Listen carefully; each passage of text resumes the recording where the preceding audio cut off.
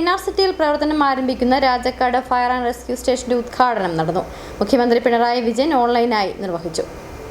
മലയോരത്തിന്റെ കാലങ്ങളായുള്ള ആവശ്യമാണ് രാജക്കാട് കേന്ദ്രീകരിച്ച് ഫയർ സ്റ്റേഷൻ വേണമെന്നത്.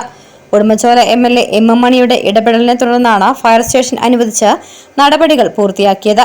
രാജക്കാട്, ബൈസൺവാലി, രാജകുമാരി, സേനാപതി, ശാന്തൻപാറ, ഉടുമ്പൻചോല, കൊന്നത്തടി, വെള്ളത്തുവൽ എന്നീ 8 പഞ്ചായത്തുകളിലെ ജനങ്ങൾക്ക് ഏറെ പ്രയോജനകരമാണ്. പുതിയ ഫയർ സ്റ്റേഷന്റെ ഉദ്ഘാടനം മുഖ്യമന്ത്രി പിണറായി വിജയൻ ഓൺലൈനായി നിർവഹിച്ചു.